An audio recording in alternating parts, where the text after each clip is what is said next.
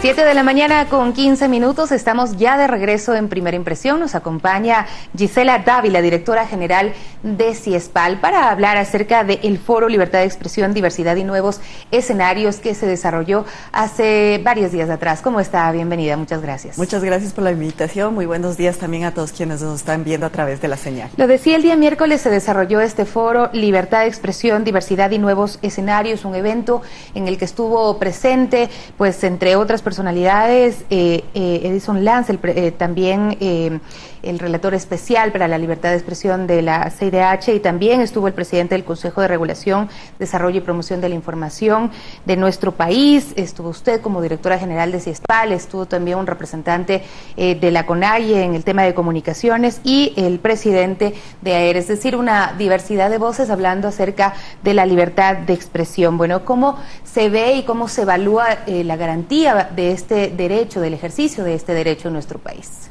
Bueno, el foro acompañó efectivamente diferentes visiones, diferentes maneras de ver y de analizar cómo se vive la libertad de expresión en el país y en la región. En ese sentido, las visiones nos hacen ver que también hay mucha falta de garantías del derecho de la libertad de expresión, tanto desde quienes la ejercen como de quienes tienen que garantizar que se cumpla en general, ¿no? Desde el Estado y desde la misma sociedad. Entonces, lo que habíamos visto en este foro es sobre todo que la libertad de expresión, al ser un derecho, tenemos que garantizarla, por un lado, desde un espacio de transparencia en la información, de transparencia en lo que se dice, en lo que se opina, y sobre todo teniendo fuentes y teniendo la veracidad de lo que se está transmitiendo. Usted está mencionando varios actores dentro del campo de la comunicación y del ejercicio de la libertad de expresión. ¿Qué responsabilidades se le atribuye a cada uno desde el análisis que se hizo con todos estos actores? Bueno, en primer lugar, se habló desde el Consejo de Regulación de los planes que tienen para trabajar a futuro, de, por ejemplo, las garantías para la seguridad del ejercicio profesional en cuanto a los periodistas y comunicadores en el país, y cómo garantizar que estos espacios vayan siendo como más frecuentes, ¿no? De transmisión, de difusión de información, de opinión diversa, y desde ahí ir trabajando. Por ejemplo, también desde los medios de comunicación privados que estuvo AER, también se transmitía eso, la necesidad de garantizar los espacios para que la libertad de expresión se dé en toda su plenitud. Y obviamente desde CIESPAL nosotros tenemos un trabajo de protección de los derechos y consideramos a la comunicación como un derecho básico fundamental que se tiene que ir trabajando, por ejemplo, desde los comunicadores, periodistas, con mayor capacitación y formación, permanentemente saber cómo nos capacitamos, hacia dónde vamos, qué cosas decimos, desde dónde vamos analizando hoy que vivimos en una época de fake news, lamentablemente, de noticias falsas, de una comunicación e información mucho más inmediata a través del Internet, cómo tener esa responsabilidad para garantizar que lo que estamos transmitiendo no vaya a afectar, por ejemplo, a los derechos de los demás. Por decir que la libertad de expresión es un derecho, no podemos afectar el de los demás. Pero se ve así desde la sociedad en su conjunto. Usted mismo lo decía, se transmiten demasiadas noticias falsas, es decir, como ciudadanos, ¿por qué tendríamos esa responsabilidad que tienen los comunicadores de verificar, de contrastar las cosas que vamos a compartir? Sin embargo, pues se vuelve ya imperativo que lo hagamos para no generar un ambiente de caos en muchas oportunidades. Creo que esto es importante analizarlo, como tú lo has dicho. Los ciudadanos somos consumidores de medios. Todos los días, desde que nos levantamos hasta que nos dormimos, estamos consumiendo medios, sea a través de los teléfonos celulares, sea a través de los medios tradicionales, radio, televisión, prensa, inclusive de las informaciones que tenemos como publicidad en el camino a nuestros trabajos o a los estudios. Vamos siendo consumidores de medios de comunicación. ¿Cuál es el derecho de la ciudadanía en ese caso? Es el derecho a tener una información plural y decidir qué es lo que quiero ver, qué es lo que quiero escuchar o con qué espacio yo me identifico más. Ese es el derecho que debemos garantizar como Estado y como ciudadanía para los mismos consumidores de los medios. Obviamente ya un periodista, un comunicador que está todo el tiempo a través de los medios, tiene una responsabilidad mayor de verificar las noticias que está difundiendo, de verificar las fuentes. No es lo mismo pedir disculpas después, ¿no? Ya una noticia que se lanzó y la afectación que alcanzó no puede ser la misma que cuando uno dice rectifico, esto fue una noticia falsa, o rectifico, nos llegó por una fuente que no la pudimos contrastar. Creo que ahí es donde tenemos que manejar ética periodística, profesionalismo y sobre todo prepararnos. ¿Cómo revisar para que saber que estas noticias que nos están llegando y que tenemos ahora, como ha dicho UNESCO, una infoxicación? ¿Por qué? Porque recibimos noticias, nos bombardean noticias desde todas partes. Hoy en día es mucho más fácil saber qué pasa al otro lado del mundo que lo que pasa con el vecino al lado, ¿no? Entonces, eso es lo que tenemos que nosotros garantizar como medios de comunicación, como comunicadores y comunicadoras, que se convierta también en unas noticias importantes para nuestra comunidad. ¿A dónde llegamos con nuestra frecuencia? ¿Qué necesidades tienen esas audiencias, vamos a llamarles así, esa población a la que llegamos? Y desde ahí ir trabajando temas que vayan profundizando casos o que vayan profundizando las necesidades de la comunidad. Ahora, escenarios como las protestas ocurridas a inicios de octubre y lo que sucede todavía en Latinoamérica, que hay pues convulsión, por ejemplo, en Chile, en Bolivia, en otros países que están viviendo pues momentos sensibles. ¿Cómo garantizar la libertad de expresión en escenarios como estos? Sobre todo es fundamental que la libertad de expresión sea garantizada en primer lugar desde el Estado. Los gobiernos deben garantizar que los periodistas y los comunicadores puedan ejercer su libre trabajo y su profesión acorde a las condiciones y de acuerdo también a todas las garantías que nos dan internacionalmente, ¿no? Hay tratados internacionales de los cuales Ecuador es suscriptor también y que se puede garantizar desde el Estado ese ejercicio. En segundo lugar, desde nosotros mismos como comunicadores y periodistas, sobre cómo nosotros llenamos de narrativa y de contenido la información que hacemos. Es cierto que cada comunicador, cada medio de comunicación tiene su línea editorial, tiene su trabajo en general que va a ir construyendo desde la programación que tiene. Pero cuando hay casos de convulsión nacional, es imperativo que la ciudadanía pueda tener varias versiones, una pluralidad de voces para definir también cuál es el que está más cercano a su realidad. Eso es lo que nos está aconteciendo, no solamente en Ecuador, sino en la región, efectivamente. Estamos viendo casos muy fuertes donde la ciudadanía está reclamando a los medios masivos, a los medios tradicionales y diciendo, no me están representando, no están diciendo lo que realmente está pasando. ¿Por qué pasa eso? No es que los periodistas o comunicadores no estén cubriendo las noticias, no estén en las calles. Efectivamente están haciendo su trabajo. Pero las líneas editoriales de los medios de comunicación son diferentes.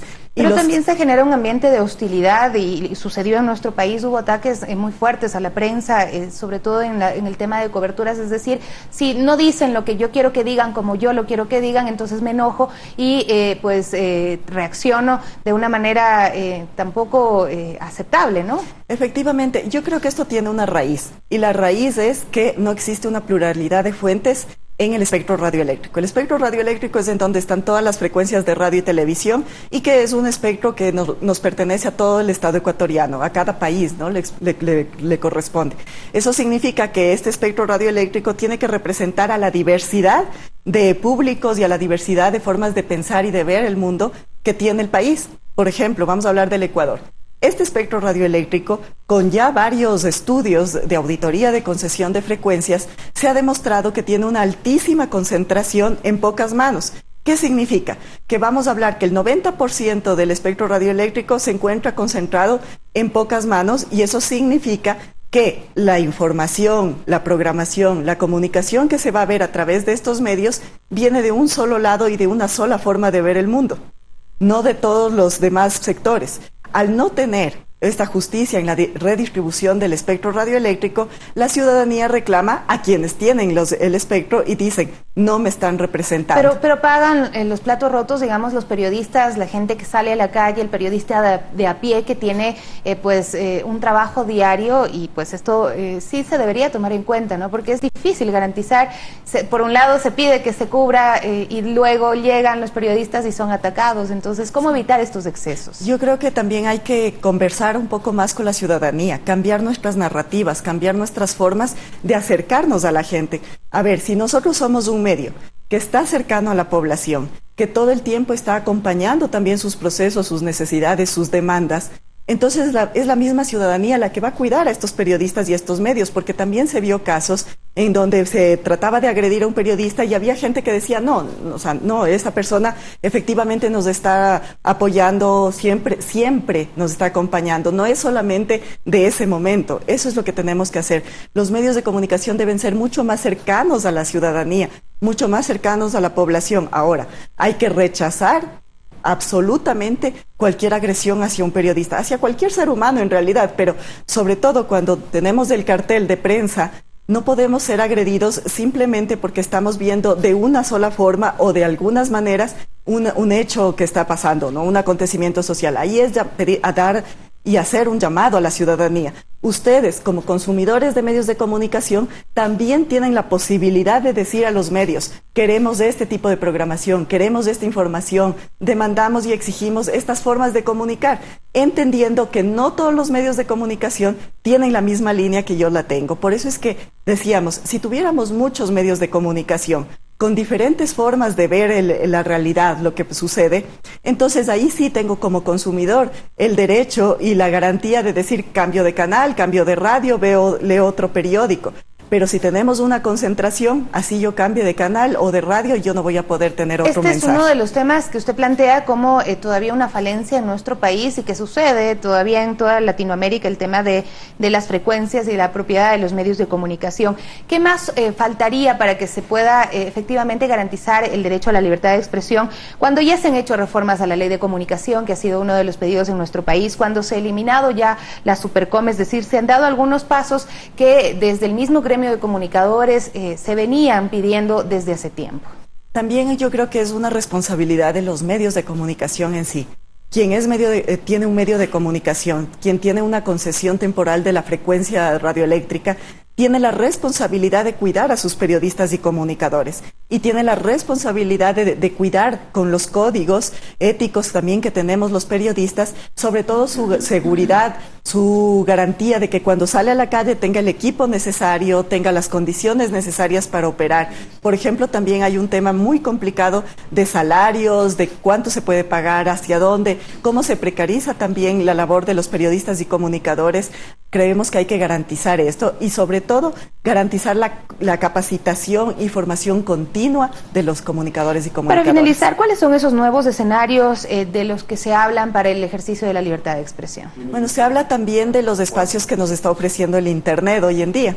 Como ustedes saben, el Internet hoy es de libre acceso, con un celular podemos salir a la calle y muchas veces las personas piensan que es salir a la calle, filmar lo que está sucediendo, transmitir públicamente y abiertamente y desde ahí considerar que es un trabajo periodístico. Hay que hacer muchos más pasos, digamos, más normas para que esto sea considerado un trabajo periodístico. Sin embargo, el Internet, si bien es cierto, nos abre una posibilidad de comunicación inmediata, de tener más información al instante, no es una garantía de la libertad de expresión. Entonces hay que trabajar también en cuanto a contenidos, en cuanto a difusión y en cuanto a seriedad y ética de lo que se está transmitiendo a través de estos nuevos escenarios. Ahora, toda la parte tecnológica no significa que va a llenar de contenidos y de narrativas distintas lo que queremos hacer. Es desde ahí desde donde hay que trabajar. Creemos que estos nuevos escenarios deben ser llenados de contenido. Muchísimas gracias por acompañarnos. Gisela Dávila, directora general de CIESPAL. Hablábamos de la libertad de expresión, la diversidad de criterios y también los nuevos escenarios que se presentan para su ejercicio. Hacemos una nueva pausa y volvemos con más de Primera Impresión.